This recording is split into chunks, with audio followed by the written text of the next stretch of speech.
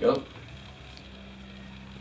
Welcome to episode 17 of the Warrior Pulse podcast. Today I'm a little giddy because I am honored to have Ron Weber, the professor of integrated marketing communications here at Weber International University. Yes, his name is Weber. He's with 1B, Weber's with 2B. So we are very excited to have Ron with us today, Professor Weber. We're going to talk marketing. We're going to talk entrepreneurship. We're going to talk the Weber family. We're going to talk about a lot of different things. Ron is a vibrant, exciting, very into it professor here on the campus. So, Ron, thank you so much for joining us. How's everything going in the world of marketing? Thank you, Trey, for inviting me here.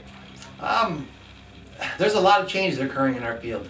If you want to go back to the 80s when I was going to college, it was all about advertising with newspapers, magazines, radio, and television. It was all one-way communications, but things have completely changed now.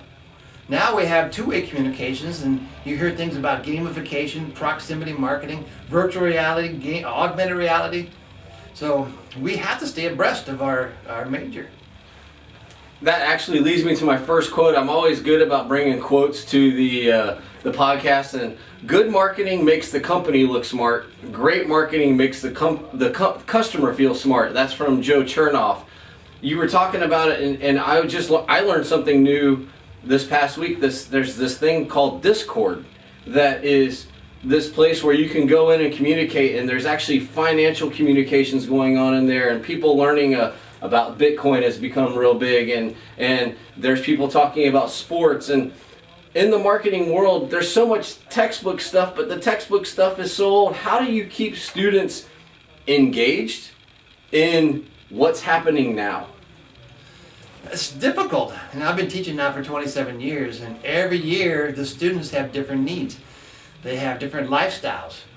So what I'd like to do is ask the audience questions. I ask the students, you tell me what changes are occurring out there. And we always start with this philosophy that you must give far more value than you ever expect in return. So as a professor too, it's not enough for me just to talk about what's on the PowerPoint. I get paid for to do that, but I try to make every single class engaging, creative, and I let my students participate as well. And that is one of the things, you're reading through your bio, you're a speaker, you do radio, you're a corporate trainer, you're a professor. How do you, in the modern world, because there are so many distractions, and us old codgers, we're like, these kids are always on their phones, but that's where you reach people. How do you keep a classroom engaged when there are so many other ways for them to communicate? Oh, it's funny because those students who've ever had me in class know what I do with people on their cell phones during the time. I really want people to be focused while they're in there. If they're on their cell phone, I ask them kindly to please finish what they're doing and also get back and engage. But if I lecture too long, it doesn't take me very long. If I lecture for 5 minutes or 10 minutes too long, all of a sudden students start being distracted, start daydreaming, looking out the window. So I really need to ask them intriguing questions to get them engaged in the class. Because if you don't, you're a loser. So that engagement part that you speak about, how do you stay modern? Because being a professor and I know as a coach, one of the cool things I always enjoyed is when I was heavily involved in coaching, I knew the latest app, I knew all the music the kids were listening to. So you kind of stayed in on the professorial side. How do you stay abreast of what's going on? Because you're so ingrained in teaching the kids. How do you stay up on the current knowledge of what kids are doing? That's actually a very good point. And things are changing so much in the field of marketing right now. Like I said, I got my master's degree back in 1992, before there was websites and social media. So it got to the point just several years ago that my students knew so much more about social media than I did. So talking about how do I stay abreast, I went back to college. I got another master's degree, my fourth one now, in the field of social media at the University of Florida. And still to this day, I subscribe to the same articles my professors told me at the time, to the same authors, and what we do is stay abreast. And you want to know about Bitcoin or blockchain technology, there's all kinds of TED Talks and YouTube videos. If you don't like to be the person that reads, just go watch those videos, and you can catch up on them in 5 minutes time. Yeah, I think that's such a valid point. I think we forget that Google I think there's actually a segment of the youth now. They're like, stop asking me questions, just go Google it. Yeah. And the number one search engine is Google. The number two is YouTube, because if you want to find it, it's there. And I think that's pretty amazing as a society. You talked about in your bio, you talked about each individual has a unique talent, and your job is to pull that out of them. That's a very coaching thing, because each of my players plays a different way and has a different skill level. How do you get a kid to find that unique talent and make them understand that maybe this is a $70,000 a year talent, but you're going to have fun, versus trying to pursue that $150,000 talent that you don't have? Fun. Yes. Yes. It's not always easy for some students to find out what their area of expertise is. I tell them from the very beginning, ever since you were 13 years old, people have been telling you, Mike, Chuck, Susan, you're good at this. Now, but you have to listen. A lot of times people don't think, oh, I'm not that good. You know, some of my students can speak multiple languages. Sometimes they tell you, Trey, you're such a good listener, or you're such a good talker. Some people need to realize they're good at something, and then they learn a way to monetize it. How could I contribute then my unique talent? For me, I think I always wanted to be a rock star. I always wanted to be a rock star, but I could not sing. I'd like to be a comedian, but I'm not funny.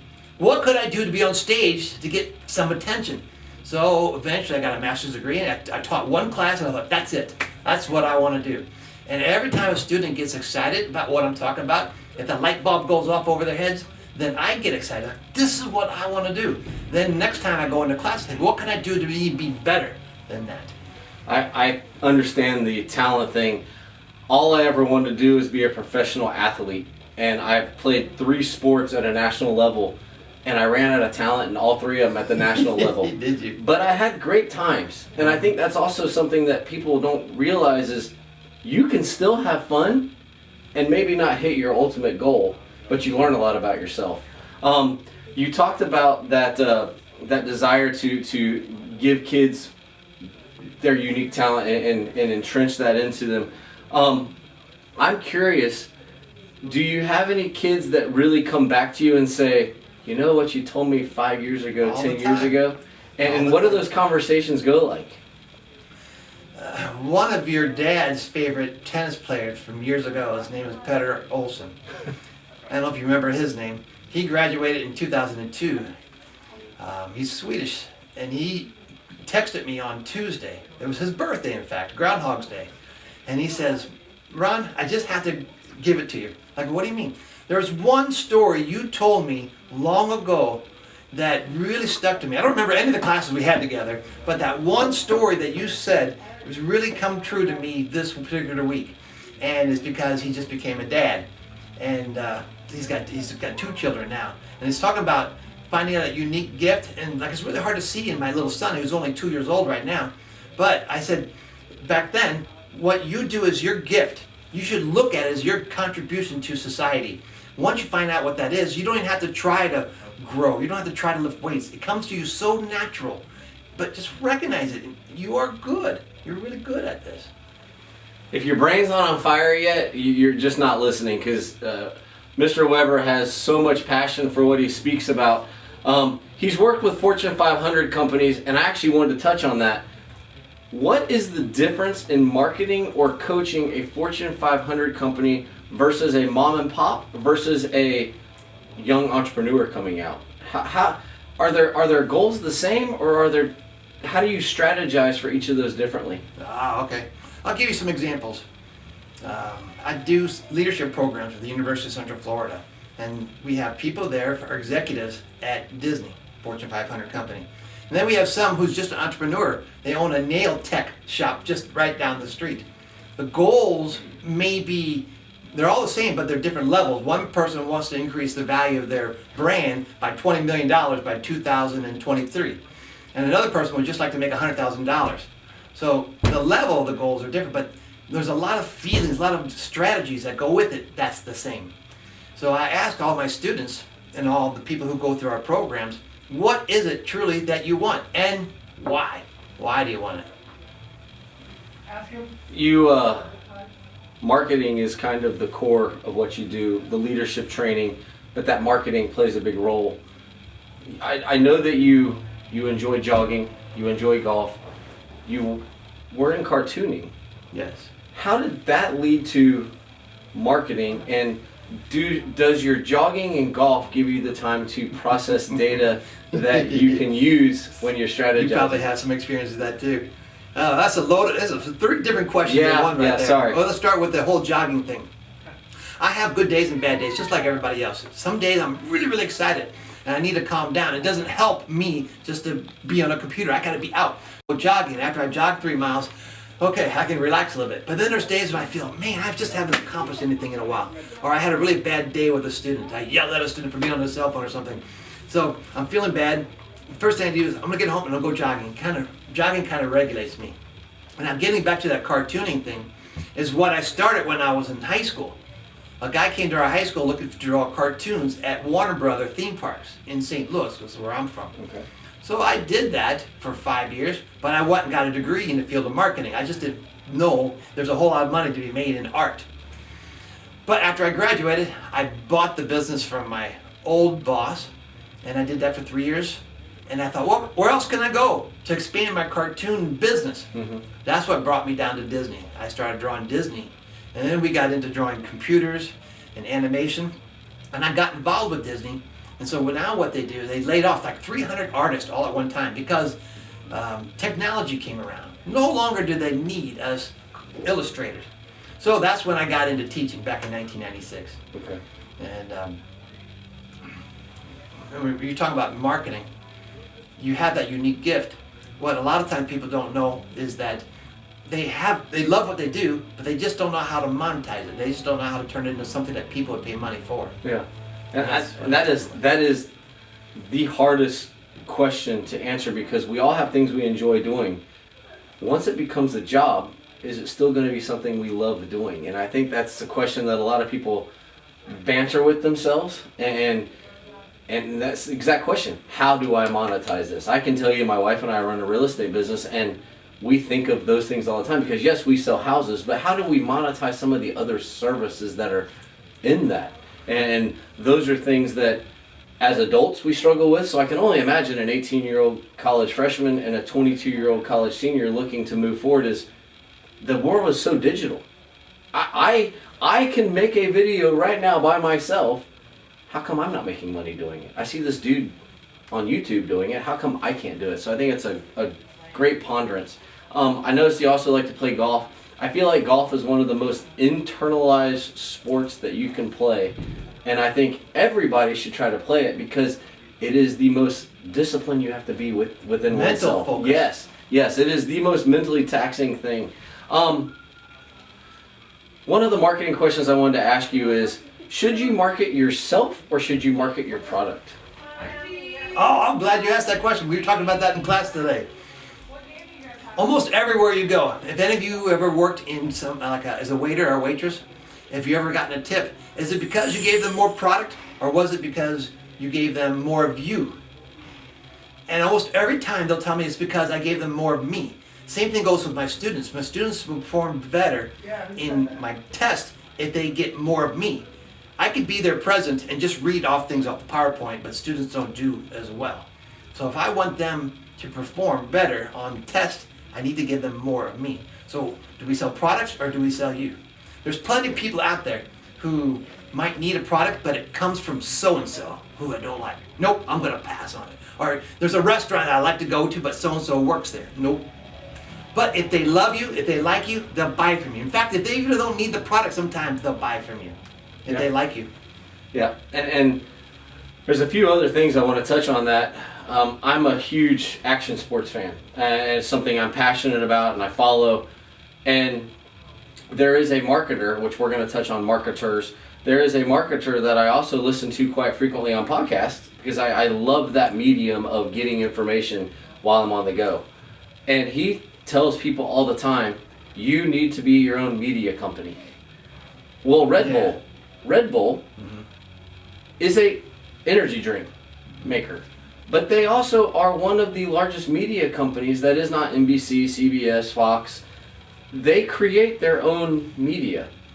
How does an individual such as Joyce and Isabella and myself who are sitting in this room, how do we become our own media company, and what does that mean in small business, being our own media company? Yeah. There's different levels on these things too. If you have a lot of time and expertise to do editing, software development, if you can build a website, there's a lot of skills that you may not be able to get. But there's all kinds of free sites you can get. If you have a regular cell phone, you can create videos on you. If you want to do some simple editing and some simple sound effects, you can. And a lot of times that's enough. But it's not the sound effects or the special effects that people want from you. The thing that they want from you most is you and your personality. So building a multimedia company is good if you can distribute it, but if you can more just give out you inside the video, I think that's better. One of the, I'll say OG, to stay up with the young kids, one of the OG marketing gurus from the day was Seth Godin, and he says, everyone is not your customer.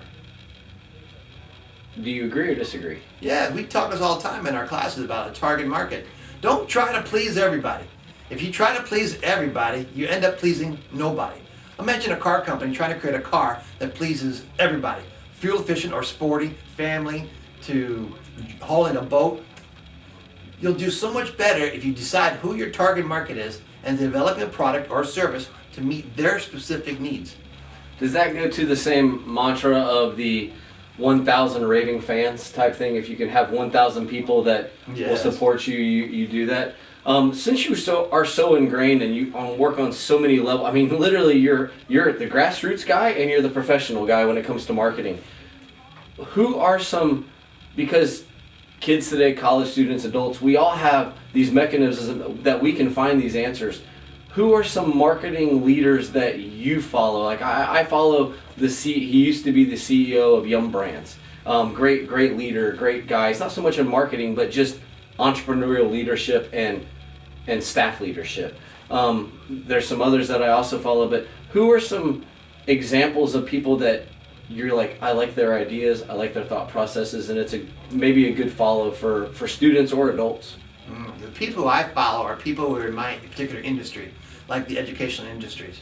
So I like some of the more popular trainers that are out there that know how to market themselves. Anthony Robbins is one like that. In the past it was Brian Tracy was another one who did this. But more importantly, I think it's just important that people just identify what their unique talent or skill is and find somebody else who's already out there who's already successful at what you do and model what they do. Do what they did to be successful and you do the same. I like it a lot. I've actually read some Tony Robbins stuff.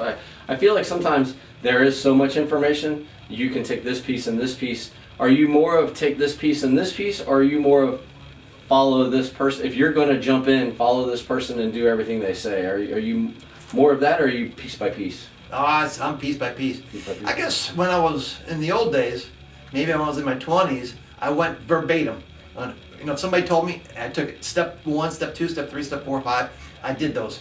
But now I have a lot more life experiences. I like some of the things that Ozzie Smith as a shortstop for he did, and then some of at the Super Bowl, some of the things that they do. I take bits and pieces of what's successful and apply it towards me. So can you backflip? No. No. Speaking of I don't know if we're allowed to say Super Bowl, but we're going to say Super Bowl, the big game this weekend being hosted right here in Tampa. How does a marketing professional look at the Super Bowl versus a sports fan? What are you looking for in the Super Bowl? Marketing people look at the Super Bowl as a chance to advertise and reach over 110 million households in the United States. And they think there are going to be a lot more people watching this year, more households watching it, because people are staying away from group activities. So, Super Bowl is actually one of the only events on TV that people actually tune in purposely to watch the commercials. And there's been a lot of talk on the marketing side of things that Coke, Pepsi, Budweiser have all pulled the ads that they were going to run, and they're taking that funding and they're doing it for COVID relief. That's outstanding. Is that a marketing ploy as well? In the end, every business is in business to make money. So what they do to take their money, are probably going to put a commercial on Super Bowl, tell them that they're taking their money and put it towards COVID victims and relief, which is good, but it's helped build up their brand. They help build up their public relations, their feeling, rather than getting people to go out there and buy a beer right now. I'm so glad you said that, and this is going to be just a quick Heath rant for a moment. I don't believe there's anything as true altruism, because I believe anytime you do something good and you tell people that you've done that good, you're trying to get that goodwill. The true altruism comes when you give the guy on the street $5 and you don't tell your best friend you gave him $5. So that marketing goodwill is important, especially in these days and times. That it's really important for companies and consumers to see that companies are honoring that goodwill and doing the right things. On companies, trying to cause no conflicts or no nothing, but you are a marketing guy. What is something Weber International University does well marketing themselves? Weber understands their target market. They know there's a bunch of people out there, a bunch of students who would like to continue on playing their sport. There are some universities will offer that as an opportunity to play at a collegiate level and get a degree. Weber does a good job at selling that part of it. We could do more, I think, in regards to letting know that all the great academic programs that we have here on campus. But we need to do this through the new emerging media that's coming up, and it challenges us sometimes. I actually wanted to ask you that. You kind of jumped ahead on me there. I actually wanted to ask, what is something, if you were given the reins for the day and you were like, here's your marketing budget, write a check and let's go at it. Do we even need that big of a check, or do we just need more interaction from the existing students, putting them on those media platforms to get people into the... What is something that Weber could improve on? Because you just talked about what they're good at, and like I said, we're not throwing punches, we're talking with marketing. So what is something that we can improve on to enhance Weber even more? We need to totally engulf all the new emerging media that is available out there to help build up the brand. When you build up a strong brand, people automatically think, wow, what a good brand. I could get a good education there. So you attract great quality students. You can attract great quality professors to come to school here. So we need to adapt and learn all the new emerging media out here between gamification, augmented reality. We need to make videos and get the students and the professors to create content, and then build relationships with a broad group of people. Instead of 10,000 followers on Facebook, we need to get 25 to 30,000 followers on there. And the only way you can do that is provide content inside social media, ask them to become friends, and eventually come to school here. I love it. I actually love it. I'm really giddy today just because I love the marketing side of things. I am of the opinion that a team, like, we tout our successes. When a team wins, we cheer them. When they lose, oh, they went down. I believe that you show the right athlete, hey, this team lost today. They say to themselves, you know what? I can go in there and I can win. If I'm playing, we win.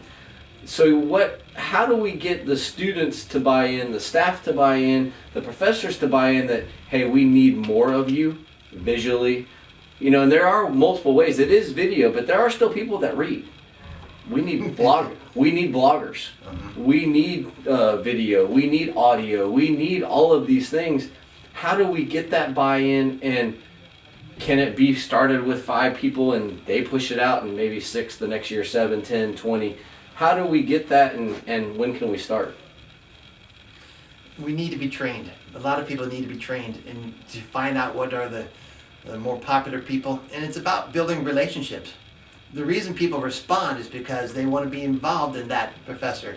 The reason why, and every student will tell you almost why they chose that major, why they did well on that test, is because I can relate to that professor. It's about relationships, and I can understand that professor, or that coach, in fact. So how could we do more of that? Is by building relationships. I don't disagree one bit. You are a professor here, and we've had a lot of students in the studio to interview them, and one thing they always talk about is how the professors are there for them. So as the host, I'm going to say thank you to the professors for always being available to the students. With that being said, I always ask the students, how did you choose Weber? So I'm going to ask Professor Weber, how did you choose Weber? It's quite interesting. I worked for the Ledger newspaper in 1993, a long, long time ago. And like I said earlier, I would like to be a rock star, but maybe I could become a college professor. Weber International University, which was called Weber College back in 1993, Yes, it was. put an ad in the newspaper that I was working for. It says, we're looking for an adjunct professor at another location that we have here. So I applied for it. I guess they were in a hurry because I'm 27 years old. They said, okay, you're hired, go teach it. And that's how I got involved with Weber International University. And then I also teach at some other universities throughout the 90s and the 2000s, early 2000s in Orlando area. But that's how I got into it. And one of the questions that I'm always supposed to ask, and I failed to ask a couple episodes ago, was what does it mean to be a warrior?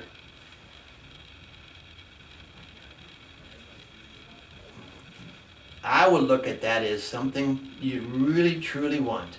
Acknowledge what you really want and don't be shy about it. Go out and get what you want. Tell people this is what I want. Tell the universe this is what you want. And don't be relentless, just go out and get it. Well, if you weren't excited and you don't know Professor Weber, stop in, see him, reach out to him on social media, reach out to him through the school. He does training, he teaches. You might find him on a golf course, you might find him out running. Be careful when we're out running. We like to run and we don't like to dodge vehicles. So you'll see him around campus. He's exciting. He's very, very, very personable. And we were honored to have you here today to speak with us and talk to us. And I could have gone on for some more, but I don't want to get too in depth with too much stuff. But I want to thank you all for joining us for episode 17 of the Warrior Pulse. And we will definitely have Mr. Weber back again for another episode. Have a great day. Bye-bye.